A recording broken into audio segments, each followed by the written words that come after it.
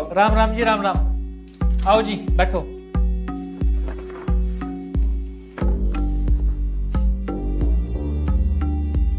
यो है छोरा, देख लो।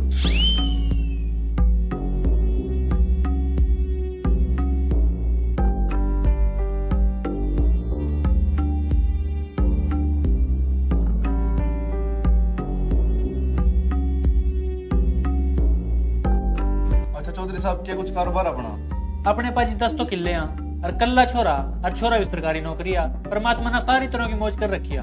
वाह जी वाह, ये तो बहुत अच्छी बात है। बाकी घर बार आप देख ही सका, और फिर भी था ना कोई डाउट हो तो आप हमारा अम्मा पता भी कर सका। ना जी ना, ऐसी कोई बात नहीं है। देखो छोरा माना पसंद आ, बाकी आप बता दो भी आपकी कोई डिमांड तो नहीं है, क्योंकि हमारे पास देन लेना कुछ नहीं है। हमारे पास सिर्फ पढ़ी लिखी समझदार गरीब छोकरी है। ना जी ना, डिमांड क्या की थी, परमात्मा ने सारी चीज दे रखी है। बस जी बस, ये सुना था आपके मुंह से। यो पकड़ो रुपया, हमारे अंदर रिश्ता पक्का। एक minute,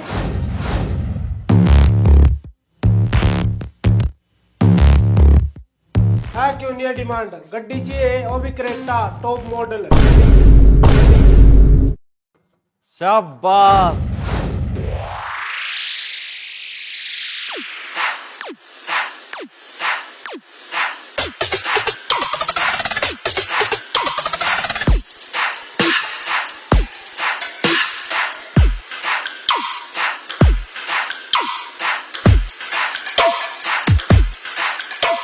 I am proud of you. तू तो वही किसी ने कई दिन पहले देखना आए थे। बिल्कुल सही पहचाना अपना। मैं वही हूँ जिन आप कई दिन पहले देखने आए थे, और जिसका अपना सिर्फ इस कर का जवाब दिया था, क्योंकि ना तो मेरे पास जमीन थी और ना मेरे पास सरकारी नौकरी।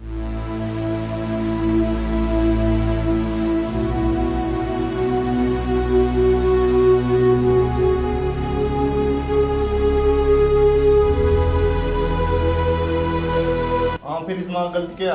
ना तेरे को सरकारी नौकरी, ना तेरे को जमीन, तेरी गल्ला ब्याह करके मान सारी भूखी थोड़ी मारनी। बिल्कुल सही बात है, माननी भी नहीं चाहिए, क्योंकि क्या पता हमारा अगर तो रोटी पकती भी होंगी कि नहीं।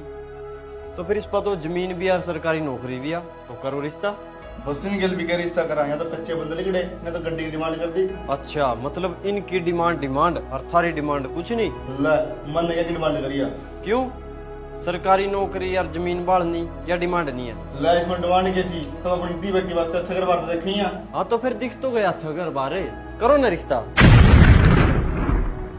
अच्छा घर बार उस घर के सदस्य की सोच तो है करा, उनका व्यवहार तो है करा, पैसे तो नहीं, क्योंकि पैसे तो काले नहीं थे, आ जाए यहाँ कल ना फिर नहीं होने, क्योंकि टाइम तो बदलता रहा पर बंदा तो वही रहेगा नहीं। और जब हम अपना घर आता जमीन की और सरकारी नौकरी की डिमांड लेगा लिकड़ा नहीं आ, तो फिर डिमांड तो अगला की भी हो सका।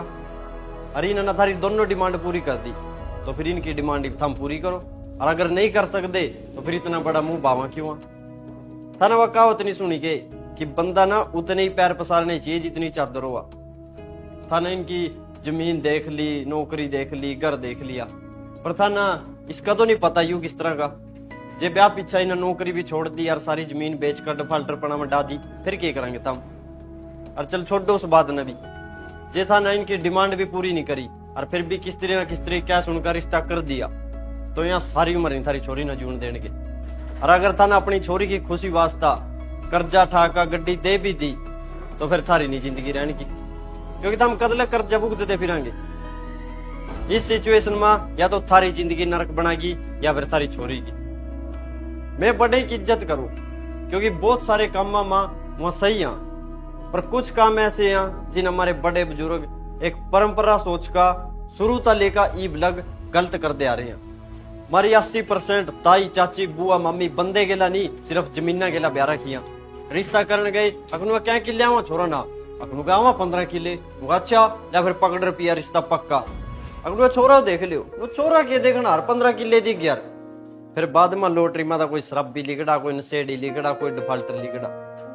और जब वह छोरी घर जाकर हुआ फिर आगे तेन कह दे अख बेटी तेरी किस्मत थी। यार किस्मत किस सी करावागी, किस्मत तो फोड़ दी था ना लालच मांगा अपने हाथों।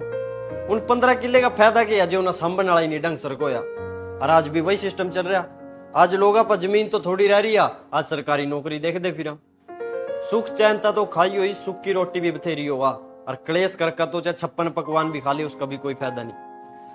आज तक एक भी छोरी तने ऐसी देखी है जो किसी अच्छा घर में जाएगा, भले वह कितना ही गरीब हो, भूखी सोई हो। क्योंकि चाहे कोई कितना भी गरीब आ, अपनी रोटी का इंतजाम तो सब करो लेवा। भूखी पता कौन सोआ, जिनका घर में कलेश रहता हूं। और कलेश कदे भी पैसे की वजह तो नहीं होता, लोगों की सोच की वजह तो हुआ।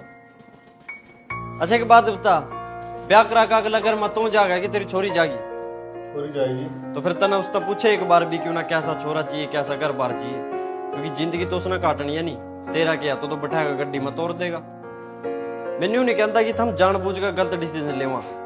अपनी जान में सब सही सोचा कि अच्छा घर बार हो, हमारी छोरी ना किस चीज की तंगी ना हुआ, वह खुश रहा। पर थारा ऐसा सोचना कई बार बहुत गलत साबित हो जा। क्योंकि पैसा बहुत कुछ है पर सब कुछ नहीं। इस करके मेरी एक बात हमेशा याद रखिए कि छोरा देख तेरी छोरी वर्गा, कर देख इज्जतदार, सारी उम्र पछताना पड़ सका जे सिर्फ देखी कोठी कार। और हाँ एक बात और, तो क्या नहीं था कि ना तो मेरे पास जमीन ना मेरे पास सरकारी नौकरी, तो किसी के कपड़े और उसका रहना सहना देख कर उसकी औकात का अंदाजा नहीं लाना चाहिए। क्योंकि जितनी सरकारी नौकरी वाला ये तनख्वाह नहीं है, उसका दुगना तो मेरा महीना खर्च हो जा। पर यह बात मैंने था जाने का छुपाई दी। क्योंकि जिंदगी में इतना तो सीख ही लिया कि रिश्ते उनका अकेला बनाने चाहिए जो अपना था प्यार करा, अपने पैसे था नहीं।